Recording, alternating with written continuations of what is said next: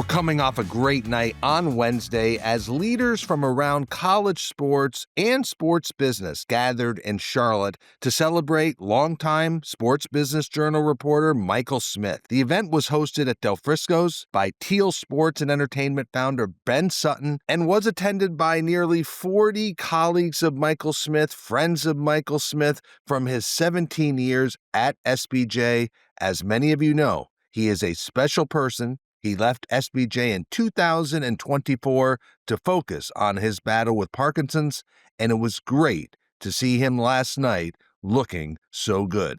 And this is your morning Buzzcast for Thursday, May 15th. I'm Abe Madcore. Let's start with the NFL schedule unveil that happened Wednesday night, and here are some takeaways from the SBJ newsroom. First, a lot of attention and eyes on the Commanders. We have said the NFL wants and loves a strong franchise in the nation's capital, and they feel good about this team's resurgence, and it shows. The Commanders were scheduled for 8 nationally televised games and 3 more in late Sunday afternoon windows with very limited competition. That's a strong sign that the league has confidence. This team is a team people will want to watch.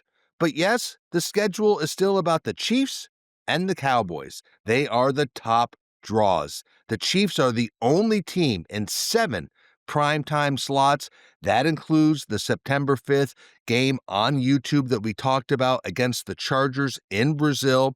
They also play twice more in daytime games with no other concurrent games. And they are 3 times in that 4:25 featured slot with limited competition. Meanwhile, the Cowboys, 6 primetime games. And when you add it all up, the Cowboys are in 12 strong windows. And you also have Chiefs, Cowboys, 4 p.m. Thanksgiving Day. That's generally one of the most watched regular season games of the season.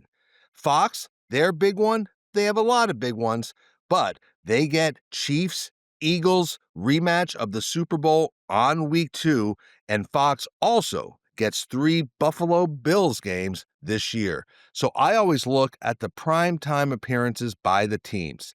7 for the Chiefs, 6 for the Cowboys, 5 Dolphins, Falcons, the Hot Lions, Eagles, of course, Super Bowl champs. We mentioned Commanders, the Bills, the Chargers, and the 49ers. 4 primetime appearances, which is still very strong: Ravens, Bengals, Steelers, Texans, Broncos, Packers, Vikings, Bucks, Rams, and Seahawks. So I bring up the primetime appearances because that's certainly marquee windows, marquee slots for these franchises, and it does show a little bit by who the league and the networks think have a strong story to tell and have a lot of appeal for viewers. We'll have more on the schedule, I'm sure, over the next couple of days and weeks. Check out sportsbusinessjournal.com all day for continued updates on the schedule release, how teams released details of their schedules in very creative ways, and other takeaways.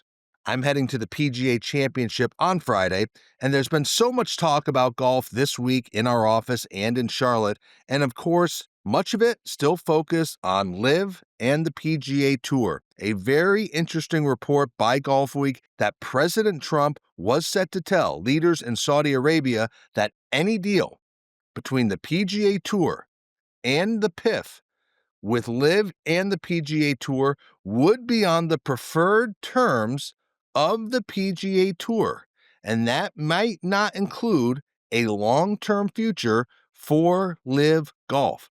And that is a very strong statement if the president did deliver that in his travels. If that is the case, that would mean the PIF would have to decide to keep going and investing with LIV Golf as it is, team golf, or agree to a deal with the PGA Tour with the understanding that it may not feature the elements like team golf, which is critical to LIV and the Saudis. So again, those are the particular pieces in play.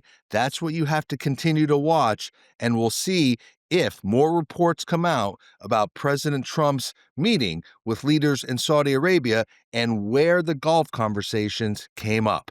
Meanwhile, sticking with global sports, FIFA President Gianni Infantino said that FIFA is targeting $1 billion in revenue for the Women's World Cup in 2027. Now, why do I bring that up? Well, because this is a big increase from 2023. That Women's World Cup, co-hosted by Australia and New Zealand, broke even, but it generated about $570 million in revenue. So FIFA now looking to double top-line revenue with the 27 Women's World Cup in Brazil. Here's what else was interesting by what Infantino said. He said there is massive potential for soccer to generate revenue outside of Europe, and specifically mentioned two markets, Saudi Arabia and the United States. He said if those two countries would do just 20% of what Europe does in soccer, it could boost the revenue impact around the sport of soccer by billions of dollars. Infantino, who is known to be close to Saudi Arabia and its leaders, also praised the kingdom for its efforts around women's soccer. The bottom line, to me, is clear. FIFA and Infantino see the growth of soccer in North America, specifically the United States and the Middle East. Meanwhile, Alexis Ohanian, of course, he's the Reddit co-founder, married to Serena Williams, also was a major investor in Angel City FC. He is still looking at global soccer as a growth vehicle. He has bought a 10% stake in Chelsea Women, and that, of course, is the women's team for Chelsea. The 10% stake valued at $26.5 million. That values the total team at more than $265 million for Chelsea Women. That would make it the most valuable women's team in the world. He'll take a seat on the board. He's expected to be quite engaged with the club. All of Ohanian's investments were specifically earmarked to go to the women's team. And Chelsea announced about a year ago that it was making Chelsea Women a separate entity from the men's club. Alexis Ohanian investing and buying a 10% stake, which would make that club the most valuable women's team in the world.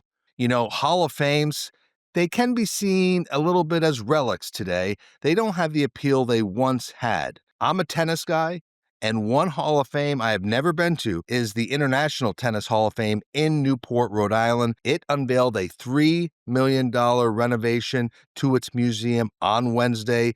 The upgrades have been talked about for a while. They've been in the works for 2 years. Nashville-based Advent led the design of several spaces. We have photos on sportsbusinessjournal.com, and the Hall of Fame should have some exciting days ahead.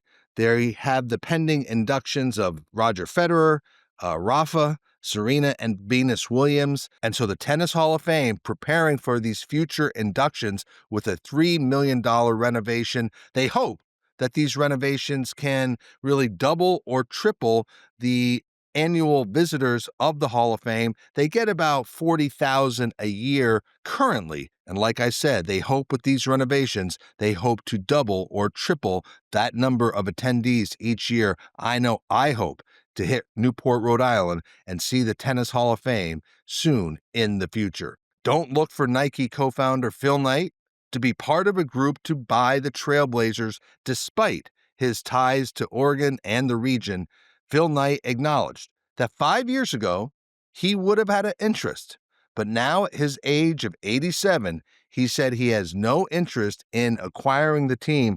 A lot of buzz about the future of the Trailblazers and who might step up to buy that team from Jody Allen and the Paul Allen Trust as that went on the market this week. And finally, we'll end with another news around the upfront. Warner Brothers Discovery kicked off the final day of upfronts from Madison Square Garden on Wednesday. Let's just say their presentation did not feature sports so prominently. Sports didn't make an appearance until more than an hour into its presentation, but they did say that over the last 12 months, the sports portfolio for Warner Brothers Discovery and TNT has become, they called it, more dynamic and diverse. Because while they did lose the NBA, they added sports rights from such leagues as Unrivaled, Big 12 football, they have the Big East, they have NASCAR, FIFA's Club World Cup. They sublicensed some games of the college football playoff from ESPN. And of course, they made a big investment in tennis with the French Open. So TNT touting a more dynamic and diverse sports portfolio.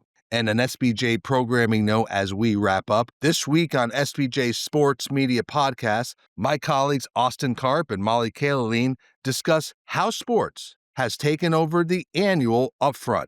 Plus, Austin Karp talks to Dallas Wings CEO and managing partner Greg Bibb ahead of the WNBA season, and he also speaks with UFL president and CEO Russ Brandon, who discusses the second season of that spring football league. You can like and subscribe to the SBJ Sports Media Podcast, available now on Apple, Spotify, or wherever you get your podcasts. And so that is your morning Buzzcast for Thursday, May 15th. I'm Abe Madcore. Thanks for listening. Stay healthy.